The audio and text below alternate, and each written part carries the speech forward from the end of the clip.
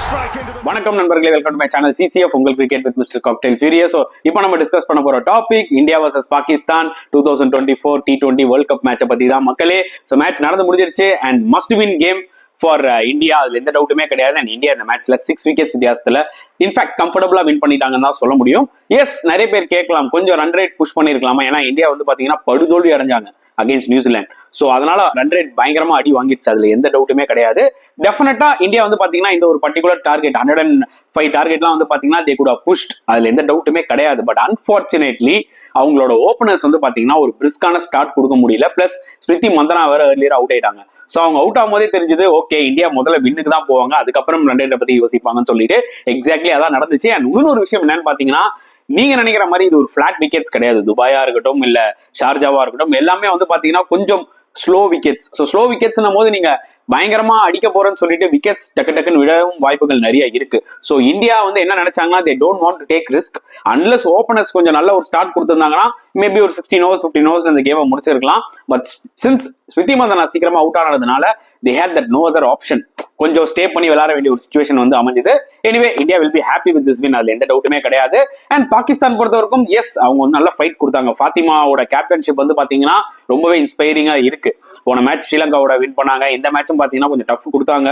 So Fathima as a பிளேயராகவும் சரி, as a பேட்ஸ்மேனாகவும் சரி, as a bowler-ஆவும் சரி, as a கேப்டனாகவும் சரி ரொம்ப ஒரு மாதிரி ஷார்ப்பா இருக்காங்க.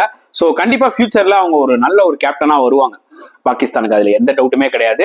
அவங்க கிட்ட வந்து பாத்தீங்கன்னா ஃப்ரீடம் கொடுத்துடணும். ஓகே, சோ தட் டைம் இருக்கும். இப்ப சடனா நீங்க வந்து பாத்தீங்கன்னா இந்த வேர்ல்டு கப்ல அவங்க கேப்டனா போடும்போது இன்னும் அவங்களால வந்து பாத்தீங்கன்னா சர்டன் திங்ஸ் மாத்த முடியாது. டீம் என்விரான்மெண்டோ இல்ல அவங்களோட ஸ்ட்ராட்டஜி எல்லாம் உடனே கொண்டு வர முடியாது.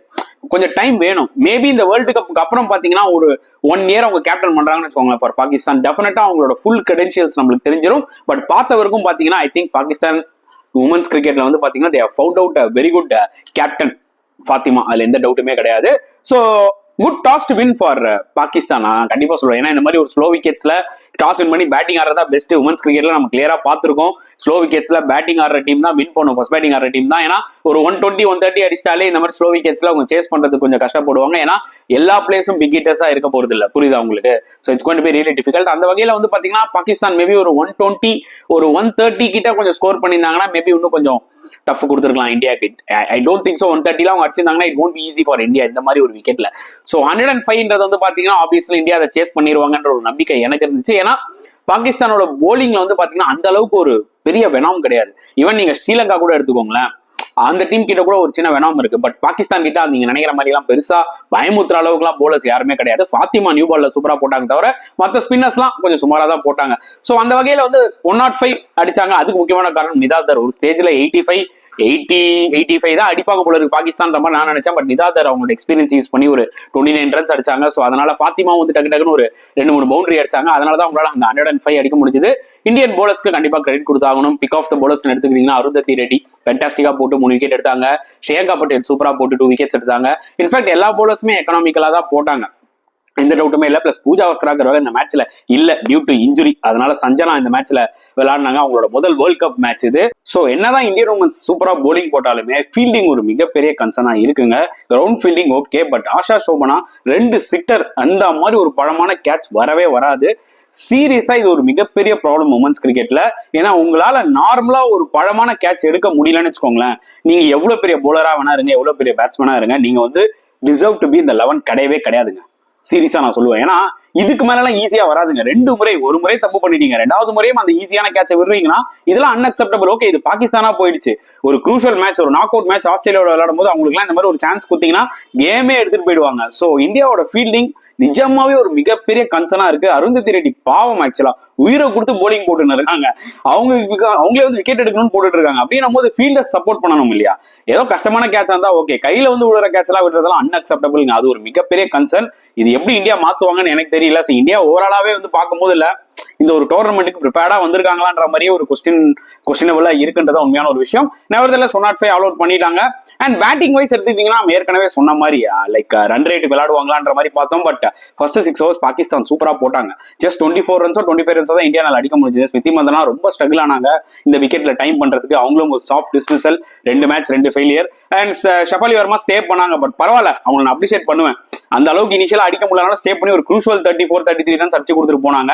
ரோட்ரிக்ஸும் ஒரு யூஸ்ஃபுல் நாக் விளாண்டாங்க. பட் ஹர்மன்பிரீத் கௌர் அதுக்கப்புறம் வந்து சூப்பரா விளாண்டாங்க. இந்த வாட்டி வந்து நம்பர் 4ல வந்தாங்க, நம்பர் 3ல வந்தாங்க last match. But Jemimah number 3ல வரதுல நிறைய லாஜிக் இருக்கு. ஸோ நல்ல ஒரு டிசிஷன். நம்பர் 4ல கௌர் வந்து சூப்பரா விளாண்டாங்க, ரெஸ்பான்சிபிலிட்டி எடுத்துக்கிட்டாங்க, சீக்கிரமா முடிச்சிருக்கலாம். But unfortunately back to back wickets, ஜெமீமாவும் சரி ரிச்சா கோஷும் சரி உடனே அவுட் ஆயிட்டாங்க. ஸோ இந்தியாவுக்கு இருக்கிற இன்னொரு ஒரு பெரிய பிரச்சனைன்னு பாத்தீங்கன்னா ஸ்மிருதி மந்தனாவும் ரிச்சா கோஷுக்கும் 2 மேட்சா ஃபெயிலியர். ஸோ இது ஒரு மிகப்பெரிய கன்சர்ன். நெவர்தலெஸ் இந்தியா வந்து பாத்தீங்கன்னா 6 விக்கெட்ஸ் வித்தியாசம் வின் பண்ணிட்டாங்க. இன்ஃபேக்ட் 8 balls 2 runs இருக்கும்போது ஹர்மன்பிரீத் கௌர் வந்து கேமை முடிக்கலாம்னு போனாங்க, பீட்டன் ஆயிட்டாங்க, ஸ்டெம்பிங் ஆயிருப்பாங்க. பட் கஷ்டப்பட்டு அவங்க காலை ரீச் பண்ணி கிரீஸ்குள்ள வச்சாங்க பாருங்க, அவங்களுக்கு நெக்ல ஏதோ ஸ்ப்ரெயின் மாதிரி வந்துருச்சு. ஸோ அன்பார்ச்சுனேட்லி அடிட்டெயில் ஆன வேண்டிய ஒரு சுச்சுவேஷன். அதனால சஞ்சனாக்கு ஒரு ஆப்பர்ச்சுனிட்டி கிடைச்சது. முதல் முறையா வேர்ல்டு கப் விளாடுறாங்க, ஆல்ரெடி டெபியூ பண்ணிருக்காங்க இந்தியாவுக்கு, பட் முதல் முறையா இந்தியாவுக்கு விளாடுறாங்க வேர்ல்டு கப்காக. ஸோ அவங்க வந்து பாத்தீங்கன்னா வந்தவனே ஃபர்ஸ்ட் பாலே தூக்கி அடிச்சு 2 runs எடுத்து இந்தியா வின் பண்ண வச்சுட்டாங்கன்னு தான் சொல்ல முடியும். So comfortable win for India, எந்த டவுட்டுமே கிடையாது. ரன் ரேட்காக போலன்றதெல்லாம் ஒரு பெரிய இஷ்யூவா நம்ம எடுத்துட்டு போக கூடாது. இந்தியாவுக்கு முதல்ல வின், அதுதான் முதல்ல தேவை. அதை வந்து பாத்தீங்கன்னா அவங்க அச்சீவ் பண்ணிட்டாங்க. பாகிஸ்தான் வில் பி உள்ள இன்னைக்கு மேட்ச் நடக்கிறதுக்கு முன்னாடி எல்லாருமே என்ன எக்ஸ்பெக்ட் பண்ணுவாங்க, இந்தியா தான் வின் பண்ணுவாங்க. ஏன்னா India is a better team than Pakistan women's கிரிக்கெட்ல, அதுல எந்த டவுட்டுமே இல்லை. மென்ஸ் கிரிக்கெட்லயும் தான், பட் மெயினா இந்த உமன்ஸ் பாயிண்ட் ஆஃப் வியூல நான் சொல்றேன். ஸோ அந்த வகையில வந்து பாத்தீங்கன்னா திஸ் வாஸ் எக்ஸ்பெக்டட் தான். But they gave some kind of ஃபைட்னு சொல்லலாம். ஏன்னா இது வந்து ஒரு டோட்டலி ஒன் சைடட் கேமா முடிஞ்சுதான் கேட்டீங்கன்னா அப்படி நான் சொல்ல மாட்டேன். ஒரு ஸ்டேஜ் இருக்கும் சேசிங்ல இந்தியா வேற அந்த பார் தான், ரன் பால் கேம்ல தான் வச்சிருந்தாங்க, அதுல எந்த டவுட்டுமே இல்லை. பால்ஸுக்கு மேல வந்து பாத்தீங்கன்னா ரன்ஸ் அவங்க போக விடல, அது வேற விஷயம். பட் ஸ்டில் பாகிஸ்தான் கொஞ்சம் ஃபைட் கொடுத்தாங்கன்னு தான் நான் சொல்லுவேன். மேபி ஒரு அவங்க பேட்டிங் கொஞ்சம் நல்லா விளையாடிருந்தாங்கன்னா இந்த கேம் முன்னுமே கொஞ்சம் டஃபா போயிருக்கும்ன்றதா என்னோட ஒரு கருத்து. ஸ்டில் இந்தியா நம்பர் 4ல தான் இருக்காங்க பாயிண்ட்ஸ் டேபிள்ல. ஏன்னா பாகிஸ்தான் நம்பர் 3ல இருக்க காரணம் அவங்க கிட்ட பெட்டர் பாசிட்டிவ் ரன் ரேட் இருக்கு, அதுதான் முக்கியமான ரீசன். ஸோ வெயிட் பண்ணி பார்க்கலாம். இந்தியா வெனஸ்டே மேட்ச் அகைன்ஸ்ட் ஸ்ரீலங்காவோட விளையாட போறாங்க, அதுவும் டஃபா தான் இருக்க போது. இந்த கைண்ட் ஆஃப் ஒரு ஸ்லோ ஒன் டர்னிங் விக்கெட்ஸ்ல பொறுத்து வந்து பார்க்கலாம் எப்படி பெர்ஃபார்ம் பண்ண போறாங்க. பட் இந்த மேட்ச் பொறுத்த வரைக்கும் பாத்தீங்கன்னா இந்தியா கம்ஃபர்டபுளா வின் பண்ணிட்டாங்க. ஸோ இந்த இந்தியா பாகிஸ்தான் மேட்ச் பத்தி நீங்க என்ன ஃபீல் பண்ணீங்கன்றத மறக்காம கமெண்ட் செக்ஷன்ல போட்டுருங்க. இந்த வீடியோ பிடிச்சிருந்தா லைக் பண்ணுங்க, ஷேர் பண்ணுங்க, முடிஞ்சா சப்ஸ்கிரைப் பண்ணுங்க. ஸோ நெக்ஸ்ட் வீடியோல பார்க்கலாம் ஃப்ரெண்ட்ஸ். அண்டில் தென் பாய்.